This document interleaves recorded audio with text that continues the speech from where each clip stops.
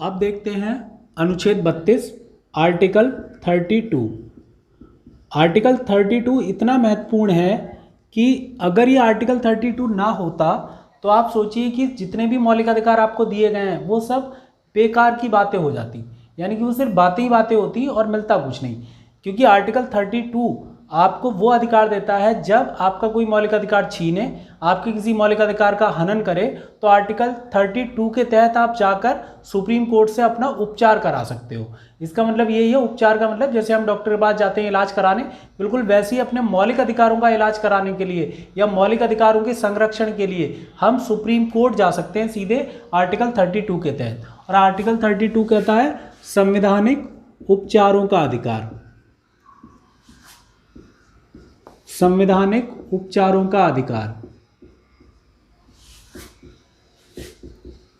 अब आप सोचिए कि आपको सुप्रीम कोर्ट आपके मौलिक अधिकारों का उपचार कैसे देगा, यानी कि आपके संवैधानिक उपचार सुप्रीम कोर्ट कैसे प्रोवाइड कराएगा, आपको कैसे उपलब्ध कराएगा। तो उसका तरीका यह है कि सुप्रीम कोर्ट आपके मौलिक अधिकारों को प्राप्त कराने के लिए रिटें जारी करता है। तो आप ऐसे भी कह सकते हैं कि आर्टिकल 32 के तहत सुप्रीम कोर्ट के द्वारा रिटें जारी की जाती हैं, है ना। और सुप्रीम कोर्ट जो रिट जारी करता है उन्हें हम कई प्रकार में देखते हैं। जैसे उदाहरण के तौर पर सबसे पहली रिट है हमारे पास जिसका नाम है बंदी प्रत्यक्षीकरण की रिट,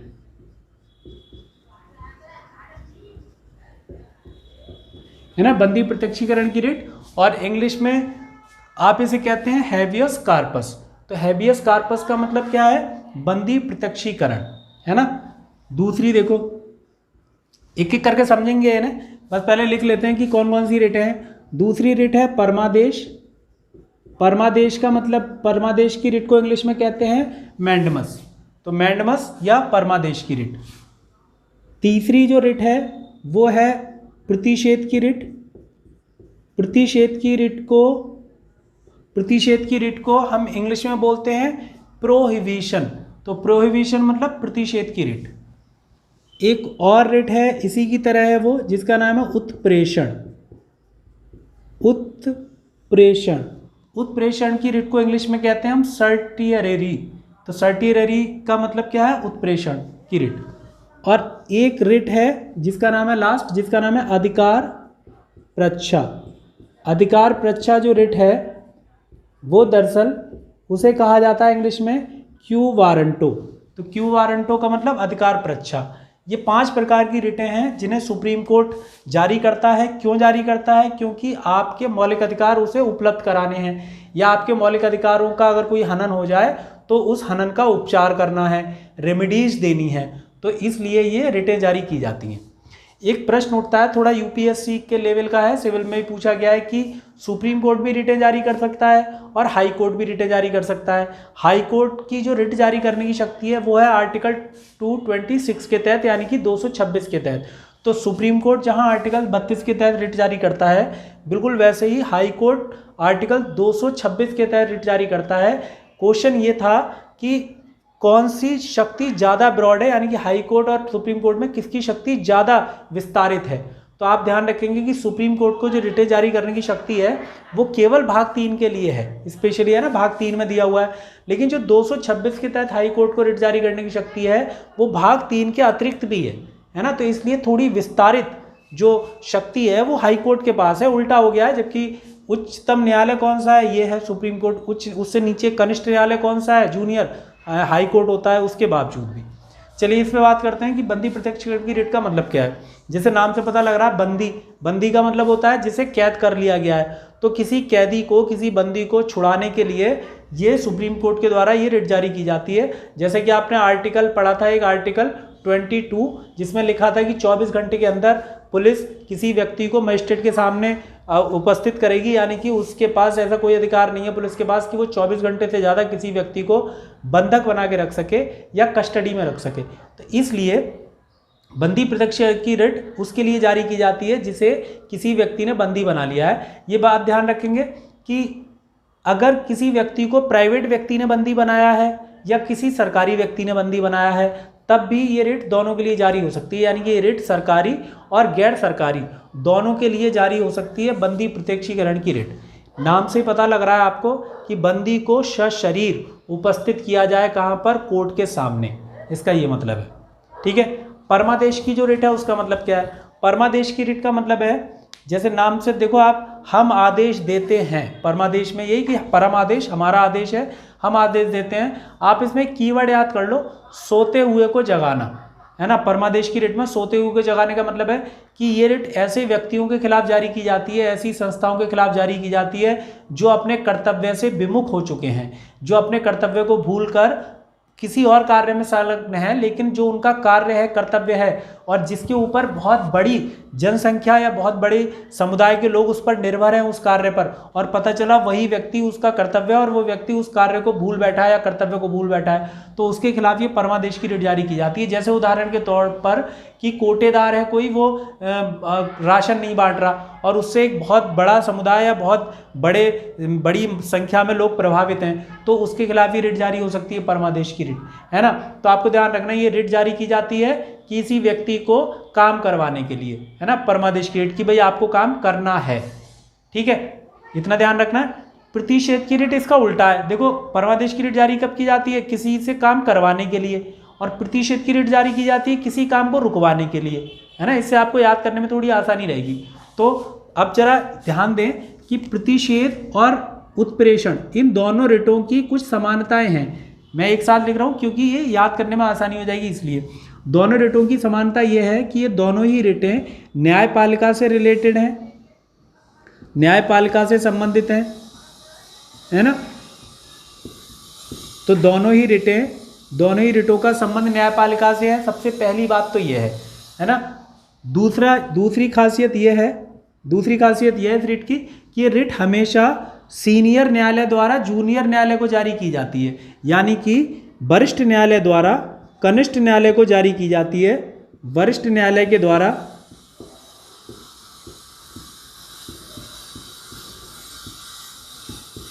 कनिष्ठ न्यायालय को, वरिष्ठ न्यायालय द्वारा कनिष्ठ न्यायालय को जारी की जाती है ना। ये क्या है? दो विशेषताएं जो आपको याद रखनी है, यानी कि प्रतिषेध की रिट और उत्प्रेषण की रिट, ये दोनों ही रिटें न्यायपालिका से संबंधित हैं कि बस न्यायिक कार्यों के लिए यूज होती हैं, किसी और व्यक्ति के लिए यूज नहीं होंगी ये कभी भी, सिर्फ न्यायपालिका से न्यायपालिका चलेंगी।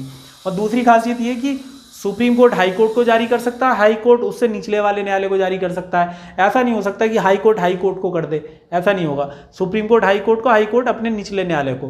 तो ये विशेषता है। अब देखिए आप, इन दोनों में अंतर क्या है? प्रतिषेध की रिट तब जारी की जाती है जब किसी न्यायालय के द्वारा अपनी अधिकार क्षेत्र से बाहर, जैसे मान लो इलाहाबाद हाई कोर्ट है और इलाहाबाद हाई कोर्ट ने अपने पास ऐसा मुकदमा सुनना शुरू कर दिया या ऐसा मामला सुनना शुरू कर दिया जो उसके अधिकार क्षेत्र से बाहर है, तो तब ये रिट जारी की जाएगी। कि प्रतिषेध की रिट तब जारी की जाती है जब कोई ऐसा मामला चल रहा है जो उस न्यायालय के अधिकार क्षेत्र से बाहर था और फिर भी वो न्यायालय उस मामले को सुन रहा है ना। तो सुप्रीम कोर्ट के द्वारा ये रिट जारी की जाएगी या हाई कोर्ट के द्वारा अपने निचले न्यायालय को जारी की जाएगी। कौन सी? प्रतिषेध की रिट। यानी कि कहा जाएगा कि भाई जो आप मामला सुन रहे हो वो मामला आपके अधिकार में नहीं आता, इसलिए आप उसे फौरन रोक दें, है ना। तो एक तरीके से ये मामले को रोकने के लिए जारी की जाती है। कौन सी? प्रतिषेध की रिट, अधिकार क्षेत्र से बाहर जाने पर। ठीक है। और उत्प्रेषण की रिट कब जारी की जाएगी?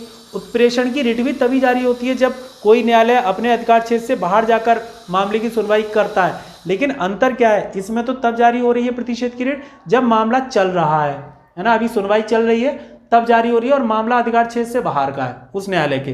लेकिन ये तब जारी की जाएगी जब मामला निबट चुका है ना, पूरी तरह मामले की सुनवाई पूरी हो चुकी है ना, सारी चीज़ें हो चुकी हैं, तब उत्प्रेषण की रिट जारी की जाएगी। और फिर कहा जाएगा कि भाई ये मामला आपके अधिकार क्षेत्र से बाहर था और वो मामला कहाँ मंगा लिया जाएगा? सुप्रीम कोर्ट के पास। तो उत्प्रेषण की रिट तब जारी की जाती है जब मामले की सुनवाई पूरी हो चुकी होती है। प्रतिषेध की रिट तब जारी की जाती है जब मामला चल रहा होता है। दोनों ही मामले क्या है? अधिकार क्षेत्र से बाहर होने पर ये रिटें जारी की जाती हैं। तो प्रतिषेध की रिट, उत्प्रेषण की रिट। उम्मीद है आपको समझ में आया होगा। बहुत आसान शब्दों में आपको समझाया है, इससे ज़्यादा आसान मुझे नहीं लगता और कुछ हो सकता है।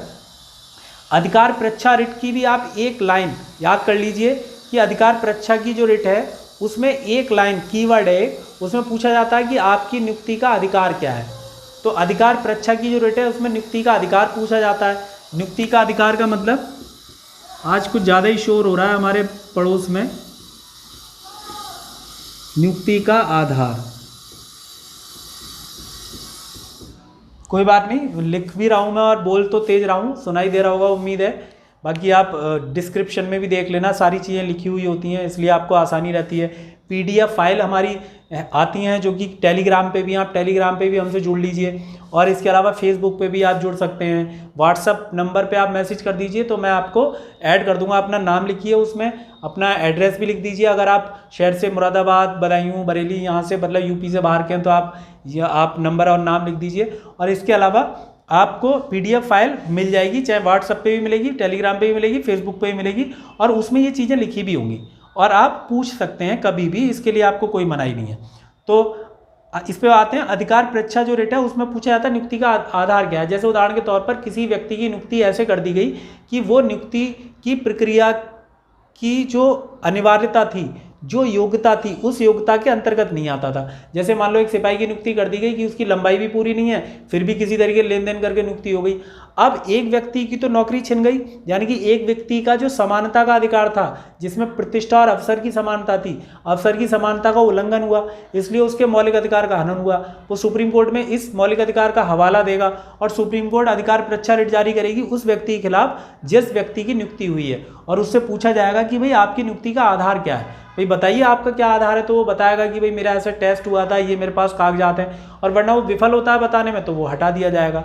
तो आप ध्यान रखें, अधिकार परीक्षा रिट जारी की जाती है गलत नियुक्ति के ऊपर, है ना, तो गलत अवसर देने पर, तो नियुक्ति का आधार पूछा जाता है। इसमें ध्यान रखने वाली बात है कि इसमें अधिकार परीक्षा रिट उस व्यक्ति के खिलाफ जारी नहीं की जाती जिसने नियुक्ति की है, उस व्यक्ति के खिलाफ जारी की जाती है जिसकी नियुक्ति हुई है। तो आप ध्यान रखेंगे ये 5 रिटें हैं, इन 5 रिटों को कौन जारी कर सकता है? Supreme court. और इसके अतिरिक्त अगर संसद चाहे तो वह इन रिटों को जारी करने का अधिकार और न्यायालयों को भी दे सकती है, लेकिन फिलहाल 2 ही तरह के न्यायालयों को ये रिटें जारी करने की शक्ति है, एक सुप्रीम कोर्ट को है और एक हाई कोर्ट को। सुप्रीम कोर्ट को आर्टिकल 32 और हाई कोर्ट को आर्टिकल 226। तो दोस्तों ये जो हमारा टॉपिक था, ये था पूरा मौलिक अधिकार का टॉपिक। हमने 3 वीडियो आपके बना के दिए हैं। इन तीनों वीडियो में आपके मौलिक अधिकार पूरे हो गए हैं। आर्टिकल 12 से शुरू किया था, आर्टिकल 35 तक पूरा कर लिया हमने। आर्टिकल 33, 34, 35 पहले वाले वीडियो में आपको मिल जाएंगे, और आप तीनों वीडियो को लगातार देखिए। ये वाला जो हमारा लेक्चर है, लेक्चर 10 होगा ये, इससे लेक्चर 9 है इससे पहले वाला, फिर लेक्चर 8 है। तो ये तीनों जो वीडियो हैं 8, 9, 10 नंबर के, इनमें आपको पूरे मौलिक अधिकार समझ में आ जाएंगे। और ये मौलिक अधिकार का जो टॉपिक है दोस्तों, हर एग्जाम में बहुत महत्वपूर्ण है, बहुत छोटे एग्जाम से लेकर और बड़े एग्जाम तक, है ना। और इसके ऊपर आप काफ़ी ज़्यादा विचार जब करेंगे तो बहुत चीज़ें आपको नई नई मिलनी शुरू हो जाएंगी।